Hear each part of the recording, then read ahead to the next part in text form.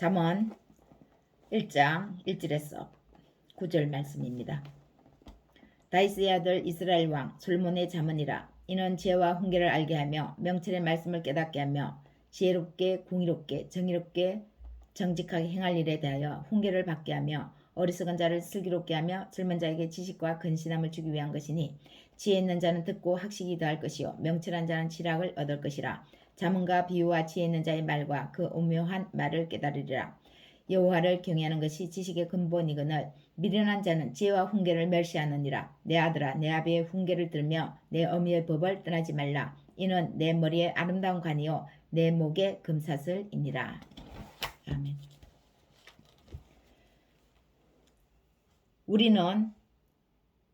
나는 세상과 나를 어떤 기준으로 바라볼까요? 지금까지 살아오면서 들어왔던 말을 기준으로 세상을 바라봅니다. 돈만 있으면 다 가능해, 돈이 최고야 라는 말을 끊임없이 들어왔다면 그 말이 내 생각, 내 행동을 지배하게 됩니다. 그러면 돈이 세상을 사는 기준이 되는 것으로 삶을 살아가겠죠. 남들보다 돈이 많으면 괜찮은 사람이고 행복하고, 남들보다 내가 돈이 없으면 보잘것없는 사람이 스스로 되는 것입니다. 그래서 우리는 무엇을 듣는가가 중요한데, 갓난아기 때부터, 어머니 태에서부터, 자궁에서부터 어른이 되기까지 학교에서, 가정에서, 사회에서, 일상적인 사람들과의 관계에서 그 무엇을 끊임없이 듣습니다.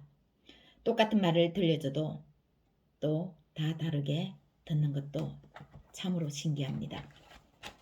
이 다르게 들음이 어떤 사람은 위대한 인물이 되는 밑거름이 되고, 어떤 이는 흉악한 범죄인이 되고, 또 어떤 사람은 그저 평범한 사람이 되게 합니다. 그래서 무엇을 듣고 그것을 내 삶에 적용하며 사느냐가 중요하죠. 그러나 그것보다 더 중요한 것은 그 무엇을 어떻게 듣느냐가 매우 중요합니다. 우리는 어떤 말을 듣고 우리 삶에 적용하며 살아왔습니까? 세상의 말들이 내 안으로 들어와서 세상적인 기준에 의해 내 존재가 규정되지는 않았는지, 들려오는 대로 그대로 받아쓰는 안 되는 것들이 너무 많습니다. 걸려낼 수 있는 분별력을 가져야 합니다. 이 분별력이 바로 지혜입니다. 잠언에서는 하나님의 지혜와 훈계를 받는 것이 지혜자는 더욱 지혜로와 학식이 더하여지고, 명철한 자는 그 명철 위에 지략을 얻는다고 말씀합니다. 시편 19편 7절에서 8절 말씀을 보면, 여호와의 율법은 완전하여 영혼을 소성시키며 여호와의 증거는 확실하여 우둔한 자를 지혜롭게 하며 여호와의 교훈은 정직하여 마음을 기쁘게 하고 여호와의 계명은 순결하여 눈을 밝게 하시도다. 왜 이렇게 지혜로운 자를 더욱더 지혜롭게 해서 학식을 더하게 해주고, 명철한 자가 지략을 얻게 되고 정직해지고 기쁘고 눈을 밝게 합니까? 하나님의 말씀이 완전하기 때문입니다. 조금도 흠이 없는 무결점의 하나님의 전능하신 말씀이기 때문에 그렇습니다. 그래서 이 말씀을 자꾸 들으면 우리의 영혼이 새롭게 되면서 우리의 영혼이 소성하게 되는 것이죠. 점없고 흠없는 무결점의 하나님의 말씀을 자꾸 듣고 그 말씀을 먹으면 결국 그 말씀이 나도 모르게 나를 다스리게 됩니다. 습관이 되는 것이죠. 그 습관이 우리의 옷이 되는 겁니다. 하나님의 지혜와 훈계를 계속해서 듣고 내 가까이 하다 보면 그동안 내 가까이서 나하고 친하다고 생각했던 부정적인 말들, 그 말들의 지배에 의해 삶의 기준을 잘못 헛되게 했던 것들이 하나씩 하나씩 내 안에서 밖에서 빠져나가게 됩니다. 떠나갑니다. 죄와 훈계의 말씀이 강하게 진격해서 들어오므로 이 부정적인 것들이 갑자기 주눅들어서 스스로 자기가 있을 곳이 아니라면서 우리 안에서, 내 안에서 떠나가 버리는 겁니다. 그동안은 세상의 기준들이나 부정적인 말들은 자기들이 우리 안에서, 내 안에서 사람들의 마음을 완전 장악해서 지배한다고 생각했을 것입니다. 그럴 때 완전 무장해제하는 거죠. 자기가 자리를 완전히 차지했다고 하는 순간 무장해 버리는 것입니다. 이럴 때 완전하신 하나님의 말씀, 더 강한 아무 흠이 없는, 흠을 찾을래야 찾을 수 없는 하나님의 말씀이 진격해 들어올 때 무장 해제됐던 이 안에 부정적인 것들이 이제 자리를 차지할 수 있는 그런 힘을 소진해 버리는 겁니다. 그 사람의 삶, 정신과 몸과 의식을 좌지우지했는데 어느 날 갑자기 스물스물 지혜와 훈계를 그 사람이 듣더니 받아들이고 행동하는 것을 봅니다. 정신이 번쩍 뜨이죠. 이 사람 안에 있는, 내 안에 있는 이 부정적인 세상 기준의 삶이 드디어 전쟁을 선포합니다. 전쟁을 시작합니다. 전쟁이 터진 겁니다. 내 안에서, 우리 안에서. 전쟁을 하려고 생각도 안 했는데 그냥 안에서 전쟁이 일어난 겁니다. 들어가려는 지혜와 훈계의 말씀과 자리를 내주지 않으려는 부정적인 삶의 기준과의 전쟁이 일어난 거죠. 누가 이겨야 합니까? 하나님의 말씀인 지혜와 훈계가 이겨야 하는 거죠. 이 싸움이 어렵습니다. 곳곳에서 그만할래. 나는 이제 안 할래. 여기저기서 포기가 일어납니다. 그러면 어떻게 되겠습니까? 그 사람의 마음을 완전 장악한 쪽은 이미 말씀의 지혜와 훈계 쪽이라고 할 수 있습니다. 옛 습관의 부정적인 것들은 이미 변방에 쫓겨나게 되겠죠. 거의 다 왔죠. 지혜와 말씀이 그 사람의 내면을 장악했기 때문에 완전 나가진 않아도 변방에 남아있는 것들이 있었을 것입니다. 이 부정적인 삶의 기준들요. 어떻게 보면 다 했는데, 다 쫓아냈는데 그 마지막 고비를 넘지 못했습니다. 그 마지막 순간을 못 버티고 포기해 버린 겁니다. 그만하면 그것이 그냥 그만이 아닌 것입니다.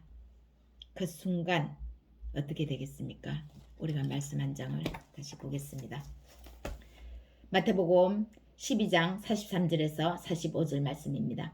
더러운 귀신이 사람에게서 나갔을 때 물 없는 곳으로 다니며 쉬기를 구하되 쉴 곳을 얻지 못하고 이에 이르되 내가 나온 내 집으로 돌아가리라 하고 와보니 그 집이 비고 청소되고 수리되었거늘 이에 가서 저보다 더 악한 귀신 7을 데리고 들어가서 거하니 그 사람의 나중 형편이 전보다 더욱 심하게 되느니라. 이 악한 세대가 또한 이렇게 되리라. 아멘. 쫓겨났다고 생각했습니다. 자신이 패배했다고 생각했죠. 우리 안에 그 세상의 기준들, 삶의 부정적인 것들이.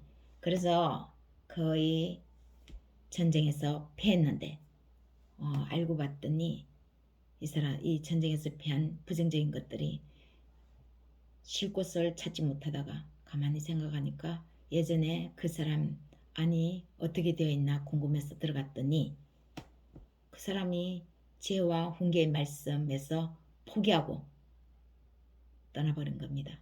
그래서 다시 이 옛 습관의 삶의 기준들이, 부정적인 것들이 다시 우리 내면, 우리 안을 차지하게 되는 거죠. 그럴 때에 예전보다 더 심한 여러 명의 귀신들을 그 한 명이 다시 데리고 와서 우리 안에 거한다는 말씀입니다. 참으로 무섭습니다. 이렇게 우리가 지혜와 훈계의 말씀을 받고 계속해서 삶을 영위해 나가지 않으면 어느새 이 부정적인 것이 우리 안에 내면의 왕자에 차지하는 거죠. 두 종류입니다. 부정적인 것이 우리 삶을 장악하든 하나님의 말씀이 우리를 장악하든 둘 중에 하나는 반드시 이기고 승리해야 합니다. 승패가 있는 것이죠. 그만큼 하나님의 말씀인 지혜와 훈계를 듣는 것은 이렇게 위력이 있습니다. 이 위력에 의해서 부정적인 것들이 쫓겨나가는데 그것을 조금 참지 못하고 마지막 과도기에 포기해버리면 다시 그 부정적인 것이 이렇게 예전보다 더 심한 자기보다 더 악한 귀신들을 데리고 사람 안으로 들어가 버리는 겁니다. 그동안의 삶의 기준을 바꿔 놓을 만큼 하나님의 말씀은 위력이 있습니다. 말씀의 도가 정결하기 때문입니다. 말씀에는 하나님의 하나의 거짓도 없고 완전하기 때문에 이 말씀이 읽고 듣고 하는 사람의 영혼에 스며들므로 그 영혼은 새롭게 소생됩니다. 어떨 때 그것을 느낄 수 있을까요? 어떤 사람이 변화하는 모습을 우리가 어떨 때에 발견할 수 있습니까? 죄의 기준을, 정의를 내릴 때입니다. 지혜와 훈계로 자신을 갈고 닦아서 삶이 형성된 사람은 죄의식의 기준을 바르게 합니다. 형법상의 범죄든 도덕상의 의식이든 죄를 죄로 정확히 인식합니다. 그렇지만 하나님의 지혜와 훈계가 아닌 세상 기준이나 부정적인 것에 많이 희석되어 온 삶은 이러한 죄의식을 심각하게도 분명하게도 정립 못하고 있는 경우가 많이 있습니다. 그런 경우를 많이 봅니다. 사랑하는 여러분, 한 사람이 어떻게 듣는가가 매우 중요한 이유는 그 한 사람이 어떤 사람이 되는가가 되기 때문입니다.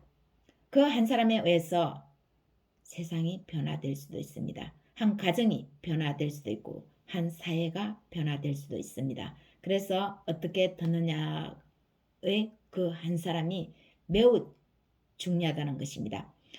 많은 사람을 죽이기도 하고 많은 사람을 살리기도 하는 사람이 동일한 인물에서 결정됩니다. 이런 사람이 되게 할 수도 있고 저런 사람이 되게 할 수도 있다는 것이죠. 지혜와 훈계를 잘 받아들이면 첫 번째는 이렇게 분별력을 갖습니다. 우리의 뇌가, 우리의 마음이 그것을 걸러내 줍니다. 두 번째는 어리석은 사람은 이러한 훈계를 쓰레기통에 버리듯 듣지 않지만 지혜로운 자는 더욱 지혜로워져 많은 사람이 그 사람 옆으로 몰립니다. 사람이 몰리면 돈이 들어옵니다. 돈을 우리가 멸시하라는 것이 아닙니다. 돈도 하나님이 주시는 축복입니다. 그런데 순서가 바르게 정립되어야 합니다. 지혜를 먼저 얻고 명철을 얻고 돈이 들어와야지 지혜도 없고 명철도 없는데 하나님의 그 돈이 먼저 우리에게 흘려들어오는 그것은 오히려 불행의 요소가 될 수 있습니다. 우리는 순서를 바르게 해야 합니다. 지혜가 먼저이며 그 지혜에 의해 사람이 함께 하게 되고 모이게 되고 사람들이 많이 모여들므로 비로소 돈이 여기저기서 우리에게 따라오게 됩니다. 지혜는 학식이 있는 자로 또한 만듭니다. 사람 안에 부정적인 요소, 깨끗하지 못했던 것을 없애버리니까 이제 그 자리에 지혜와 학식으로 채워지는 것입니다. 우리 안에는 뭐든 채워져야 합니다. 쓰레기 같은 부정적인 것들이 채워지든 지혜와 학식이 채워지든 반드시 채워져야 하는 거죠. 그러면 우리 안에 무엇을 채워야 하겠습니까? 쓰레기로 채우고 싶다는 생각, 쓰레기 같은 것들로 자기 안에 채우고 싶다고 하는 사람은 아마 아무도 없을 겁니다. 상승 효과도 일어납니다. 찌든 때가 있는 그릇에 깨끗한 음식을 담으려면 한참 시간이 걸리겠지만 지혜가 이제 가득 차 있는 그릇에는 이제 갖다 넣기만 하면 속속들이 스폰지가 물을 빨아들이듯이 들어가서 스르스르 퍼즐 맞추듯 지혜와 지식의 퍼즐들이 맞춰집니다. 지식을 내가 넣었는데 내 안에 있는 지혜가 그 지식을 받아들여서 퍼즐 맞추듯이 꿰맞춥니다. 그래서 그 지혜가 더욱더 지식 있게 만들어 나가는 거죠. 세 번째는 명철한 자가 지략을 얻습니다. 명철, 몇 사에 분명해서 총명한 머리, 사리를 밝게 하는 사람입니다. 하나님의 지혜나 훈계에 의해 이 명철한 사람은 어떤 일이나 문제든지 명철하게 포착하고 분석, 평가하며 해결 대책을 능숙하게 세우는 뛰어난 슬기를 갖습니다. 그 슬기 위에 계략까지 세우는 거죠. 겸비하게 됩니다. 네 번째는 아버지와 어머니의 훈계도 잘 됐습니다. 지혜로운 자가 부모님을 공경합니다. 하나님은 내 부모를 공경하라고 하는 계명을 10계명 중 인간이 제일 우선적으로 삼가고 지켜야 할 덕목으로 제일 첫 번째 내세우셨습니다. 수신제가 치국평천하라는 고사성어도 있듯이 자기 몸을 잘 닦고 자기 가정을 잘 돌본 사람은 나라도 잘 다스립니다. 그리고 천하도 통일할 수 있는 거죠.